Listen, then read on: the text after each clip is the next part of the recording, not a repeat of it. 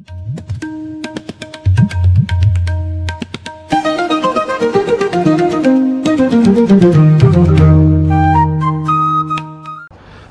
साथियों, desk astro के एक और नए अंक में आप सभी का स्वागत है। आशा करता हूं आप सभी लोग अच्छे होंगे, कुशल होंगे। जैसा कि मित्रों, अब हम शनि की साढ़े साती ये कैसे जानें आप कि आपके ऊपर शनि की साढ़े साती है या उनका प्रभाव है या नहीं है। अगर शनि की साढ़े साती चल भी रही है तो फिर वो आपके राशि विशेष पर क्या असर करेगी, इन बातों को हम लोग एक एक भाग में जान रहे हैं। तो जैसा कि पहले भाग में हमने ये बताया कि शनि की साढ़े साती आप पर है या नहीं है, ये आप कैसे जानेंगे। और ख़ास करके उन लोगों के लिए जिनको हॉरोस्कोप का, अपनी कुंडली का थोड़ा बहुत ज्ञान है, या जिन्हें यह पता है कि उनकी राशि कौन सी है, तो वह बिना किसी पंचांग को देखे या बिना कहीं अन्य विजिट किए वो जान सकते हैं कि उनकी राशि पे शनि की साढ़े साती चल रही है कि नहीं। और साढ़े साती का वही क्रम कि कुंडली में चंद्रमा जहाँ बैठा होता है वही आपकी राशि होती है, और उस राशि पे या उसके एक घर पहले या एक घर बाद यदि कहीं इन तीन जगहों पर शनि है तो आपकी शनि की साढ़े साती चल रही है। अगर आपके जहाँ चंद्रमा बैठा उस भाव से एक घर पहले है तो मतलब यह है कि आपकी शनि की साढ़े साती अभी शुरू हुई है।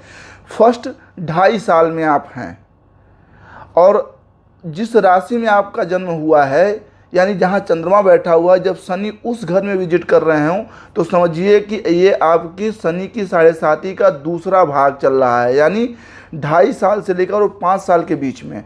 और जब आपकी राशि से एक घर आगे शनि बैठे होते हैं, यानी जहां आपका चंद्रमा है उससे अगले घर में यदि शनि बैठे हैं, तो ये आप जानें कि आपकी शनि की साढ़े साती अब तीसरे चरण यानी कि 5 से लेकर 7.5 के बीच में चल रही होती है। और इन तीनों का अलग अलग फल होता है। जैसा कि मैंने पहले बताया कि शनि की साढ़े साती ये 2.5 साल के 3 क्रम को बना करके चलती, क्योंकि शनि कुंडली के एक भाव में 2.5 साल यानी एक राशि पर वो 2.5 साल तक रहते हैं। तो शनि आपके राशि से पहले रहेंगे तो भी आप पर असर करेंगे, साथ रहेंगे तो भी असर करेंगे, और आगे भी बढ़ जाएंगे तो भी असर करेंगे। तो भविष्य में हम लोग ये भी बात करेंगे कि जिनको यह नहीं पता है कि उनकी कुंडली या उनकी राशि क्या है तो वह कैसे जाने, वो अगले चैप्टर में आपको जानने के लिए मिलेगा। अभी इस चैप्टर में हम सिर्फ ये जान रहे हैं कि आप ये कैसे जान सकते हैं बिना किसी पंचांग को देखे कि आपकी शनि की साढ़े साती है अथवा नहीं है। तो जैसा कि मैंने बताया, शनि 2.5 साल अगर एक घर में रहते हैं तो पूरे के पूरे उनको 30 साल लग जाते हैं कुंडली का पूरा एक चक्कर यानी 12 राशियों का पूरा चक्कर लगाने में। उनको पूरे 30 साल लग जाते हैं पृथ्वी के अनुसार। तो आपकी कुंडली में शनि जहाँ पर बैठा हुआ है उसको आप एक पहला 2.5 मान लीजिए, और आप अपनी एज देखिए। लगभग एज सभी को पता है कि कितनी एज है आपकी। अब आप अपनी एज में 2.5 का भाग दे दीजिए, 2.5 से डिवाइड कर दीजिए और देखिए कि कितने भाग में वह घटित हो रहा है। फिर इसका मतलब यह है कि शनि आपके जन्म के समय से लेकर के और वर्तमान समय में जिस समय आप ये कैलकुलेशन कर रहे हैं वह कितना घर आगे यानी कितनी राशियों को पार कर चुका है। जैसे अभी शनि अपने 2.5 साल के क्रम को पूरा करके, जो कि कुंभ में थे, कुंभ शनि की ही राशि है, तो कुंभ में शनि अपने 2.5 साल के क्रम को पूरा करके 29 मार्च को उन्होंने अपना घर बदल दिया, यानी एक घर आगे 12वीं राशि मीन में चले गए। अब मीन में चले जाने से क्या हुआ कि जो मीन राशि में जन्मा जातक है उनकी शनि की जो साढ़े साती है उसका दूसरा चरण प्रारंभ हो गया, यानी 2.5 से 5 के बीच का। लेकिन अब शनि एक साथ किनके प्रभाव डाल रहे हैं, तो जिस कुंभ को छोड़ के आए हैं अभी 29 मार्च को, उस कुंभ पर अब आखिरी चरण उनका शुरू हो जाएगा, यानी 5 से लेकर 7.5। और वहीं जो उनके आगे अगली राशि है यानी 12 राशि मीन 12वीं राशि पूरी हो गई तो फिर से 1 से शुरू करेंगे, यानी पहली मेष राशि।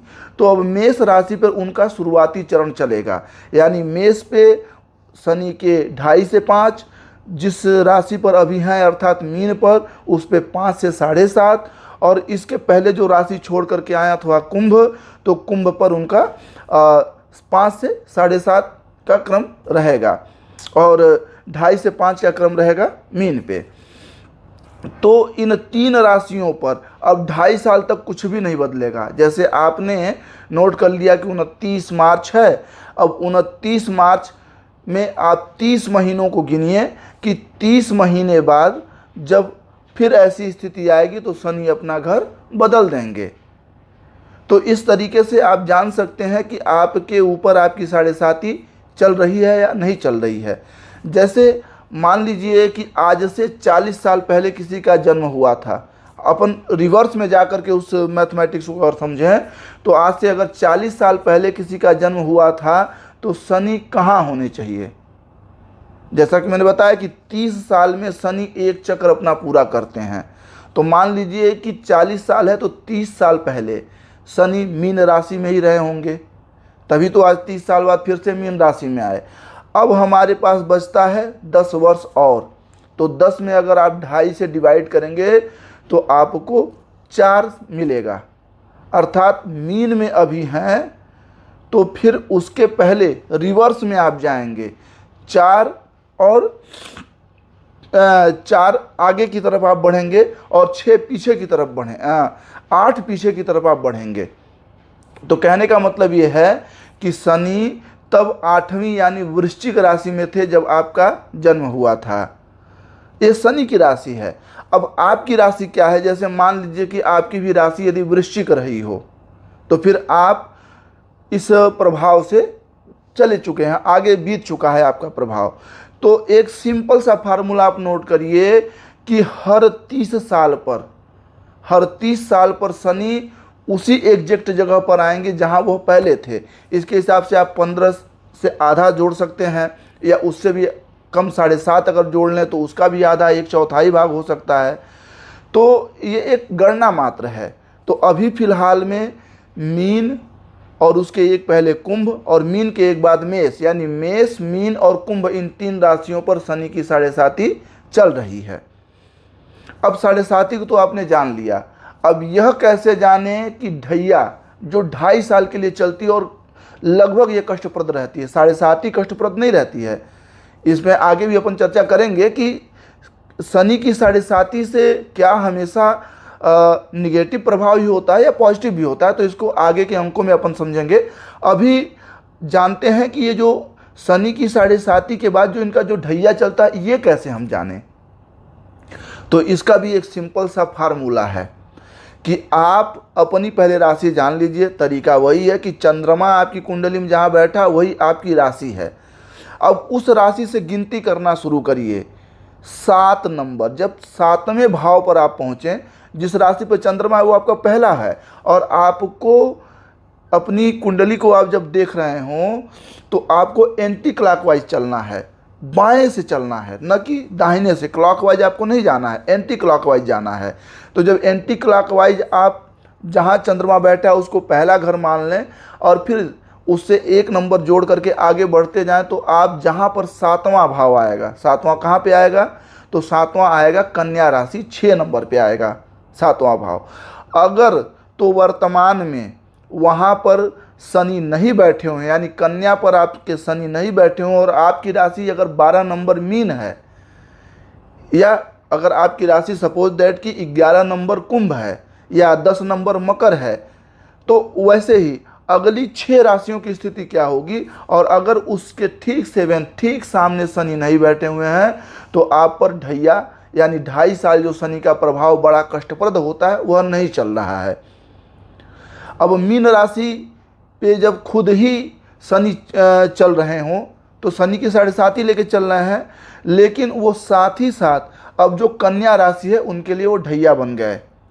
तो एक प्रेडिक्शन ये जाने कि अब जो कन्या लगन से जुड़े हुए जातक हैं उनको बड़ा कष्टप्रद समय देखने के लिए मिलेगा, और कुछ इसका प्रभाव मिथुन राशि पर भी होगा। उनको धन से हानि देखने को मिल सकती है, काफ़ी ज़्यादा। धन से मतलब उनका धन डूबता हुआ दिखाई देगा, ऐसी स्थिति उनके साथ बन सकती है।